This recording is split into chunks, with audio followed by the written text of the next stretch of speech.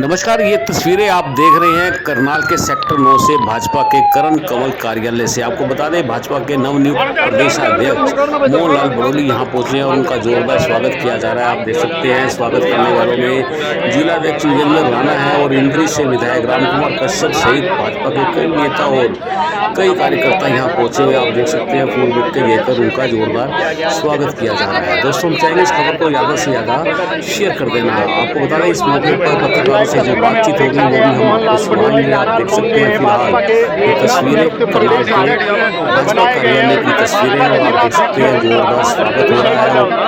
जैसे ही मोहनलाल बड़ोली भाजपा के प्रदेशाध्यक्ष बनते हैं करनाल का ये पहला दौरा है और इस पहले दौरे के अंदर कार्यकर्ताओं का जोश आप देख सकते हैं उमड़ा हुआ है। जोरदार स्वागत किया जा रहा है। हम चाहेंगे इस खबर को ज़्यादा से ज़्यादा शेयर कर देना। आप देख सकते हैं तस्वीरों के अंदर।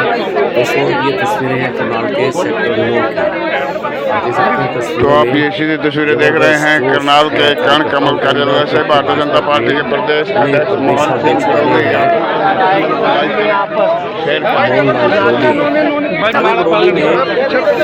सोनीपत से भाजपा की टिकट से लोकसभा का चुनाव लड़ा था और उनको हार का मुंह देखना पड़ा। लेकिन अब जिस तरह से बड़ी जिम्मेदारी भाजपा के नवनियुक्त प्रदेश अध्यक्ष मोहनलाल बड़ोली आज करनाल पहुंचे हैं और यहाँ पर स्वागत के लिए सभी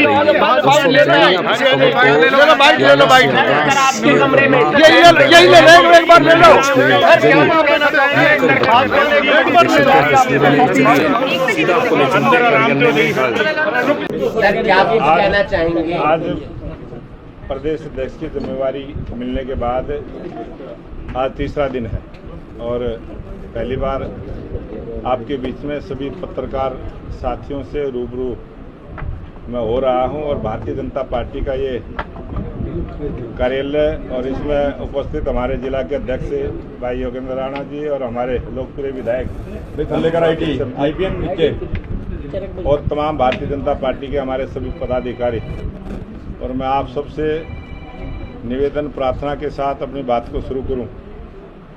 आज जिस प्रकार से भारतीय जनता पार्टी को लगातार हरियाणा प्रदेश में लगभग 9.5 वर्ष से ऊपर का समय हो गया और जिस प्रकार का साफ सुथरा शासन प्रशासन दिया है और जिस प्रकार से आज भारतीय जनता पार्टी के लाखों कार्यकर्ता सेवा ही संगठन के मूल मंत्र को लेके सरकार की जन कल्याण की नीतियाँ, गरीब कल्याण की नीतियाँ गरीब के घर तक पहुँचे, इस प्रकार से काम करने में लगे हैं। और आज उसी प्रकार की एक बैठक मंडल प्रवास योजना, जो किसी को सरकारी लाभ नहीं मिला उसको भी दिलवाने का काम करेंगे, जिसको सरकार की जन कल्याण की नीतियों का जानकारी नहीं है उसको भी हम देने का काम करेंगे, क्योंकि सरकारी स्तर पर भी जन कल्याण की नीतियों को प्रचार और प्रसार सरकार के माध्यम से होता है और भारतीय जनता पार्टी का कार्यकर्ता एक सेवक की तरह समाज की सेवा का भाव लेके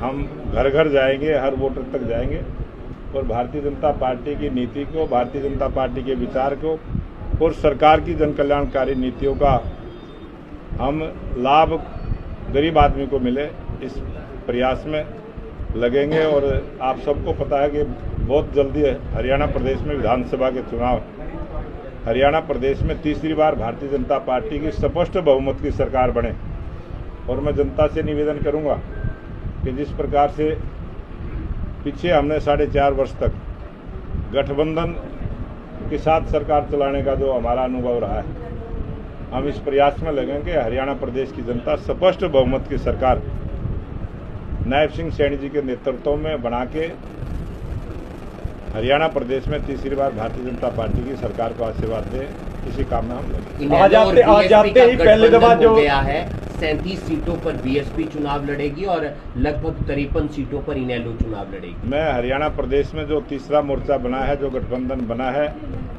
उसको बहुत बहुत बधाई देता हूँ, स्वागत करता हूँ कि हरियाणा प्रदेश की जनता उनको किस प्रकार का प्यार आशीर्वाद देगी जब वो जनता के बीच में जाएंगे, जनता से मिलेंगे। हम भी अपनी बात को रखेंगे और दूसरी पार्टियों का भी है कि इंडी गठबंधन देश में बना है, वो लोग भी जाएंगे और जिससे की नीति, जिसका विचार, जिसका अच्छा लगेगा, हरियाणा प्रदेश की जनता उसको आशीर्वाद। सर दुष्यंत चौटाला ने कहा है कि आने वाले चुनाव में वो भाजपा की पोल खोलने का काम करेंगे। तो बहुत अच्छी बात है कि राजनीति में उन्होंने पोल को खोलना भी चाहिए और पोल को छुपा के भी नहीं रखना चाहिए, और हरियाणा प्रदेश की जनता ने इस चुनाव में उनकी पोल को खोलने का काम किया। क्राइम बढ़ रहा है लगातार। हांसी में कल जेजेपी नेता की हत्या हुई है, अब उन्होंने ऐलान कर दिया कि वो हांसी बंद का भी रखेंगे। जब भी हरियाणा प्रदेश में भारतीय जनता पार्टी के समय कोई भी आपराधिक घटना हुई है, उसकी जांच भी हुई है, उनको जेल तक पहुंचाने का काम कानून ने किया है और बहुत जल्दी इस प्रकार के अपराध करने वाले या तो पकड़े जाएंगे या हरियाणा छोड़ के चले जाएंगे। जिला कार्यकारिणी में क्या फेरबदल होगा या वही संगठन के साथ आप आगे बढ़ेंगे? भारतीय जनता पार्टी के बहुत सारे लाखों कार्यकर्ता हैं जो काम करते हैं और लगभग 20-25% नए कार्यकर्ताओं को भी मौका मिलता है, बाकी वही कार्यकर्ता काम करते हैं। आज सोनीपत में जो मेयर थे उन्होंने ज्वाइन कर रहे हैं बीजेपी, पहले दिन आते ही अपने जिले में। अभी सोनीपत में इतनी बड़ी जिम्मेवारी पार्टी ने दी है तो बड़ी बड़ी ज्वाइनिंग भी सोनीपत से शुरू राज्यसभा हुई। उपचुनाव में क्या कुछ रहेगा? कौन सा चेहरा आप भेज रहे हैं? क्या दलित चेहरा भेज रहे हैं? आज हमारे पास संख्या बल है और हम कभी भी ना जातिवाद की बात करते हैं, ना क्षेत्रवाद की बात करते हैं, ना परिवारवाद की बात करते हैं। भारतीय जनता पार्टी के सभी कार्यकर्ता किसी भी कास्ट से है, किसी भी धर्म से है, वो सब बराबर हैं और हम कार्यकर्ता का चयन एक कार्यकर्ता के भाव से करते हैं। फिर से अपनी विधानसभा से ही चुनाव लड़ेंगे? हैं जी, फिर से अपनी ही विधानसभा से चुनाव लड़ेंगे? भारतीय जनता पार्टी में किसी को भी कुछ पता नहीं होता किसको कहां से चुनाव लड़ना है। राव जो इंदर संगठन तय करेगा वहीं से हम चुनाव लड़ेंगे। राव इंद्रजीत ही नाराज चल रहे हैं, वही कहीं कह रहे हैं नीट का जब पेपर कैंसिल ना होगा तो छात्रों के साथ कहीं ना कहीं बेईमानी होगी। छात्रों के साथ किसी भी प्रकार की ना कोई बेईमानी होगी और छात्रों के भविष्य को ध्यान में रख के सरकार उनका जो भी हरसंभव उनके हित में होगा उसका प्रयास करें। महंगाई लगातार बढ़ती जा रही है और कल आपस में बयानबाजी कर रहे हैं राज्यसभा सीट को लेकर। वो कह रहे हैं आप उम्मीदवार उतार दो, वो कह रहे हैं दिग्विजय चौटाला को उतार दो। इस बात में कोई दम है नहीं, संख्या बल उनके पास है नहीं, चुनाव किसी ने लड़ना नहीं है, वो एक नौटंकी कर रहे हैं और उसको वो करते रहे। सर मानते हैं रोजगार को लेकर किस तरह हरियाणा में और ज्यादा से ज्यादा हम रोजगार देने का काम हमारी सरकार ने किया है और आज तक जितनी भी हरियाणा प्रदेश में सरकारें रही सबसे ज़्यादा रोजगार भारतीय जनता पार्टी की सरकार ने दिया है और आगे भी सभी बेरोजगारों को रोजगार भत्ता देने की जो बात है सबसे ज़्यादा हमने दिया है और उसको हम देते रहेंगे। सर सरपंचों को खुश जरूर किया गया लेकिन अभी भी एक एसोसिएशन है जो विरोध में है। कुछ लोग जो है वो विरोध के लिए विरोध करते हैं और वो एक लोकतंत्र में, राजनीति में इस प्रकार का चलता है। टमाटर 80 के आसपास पहुंच गए हैं, महंगाई बढ़ रही है।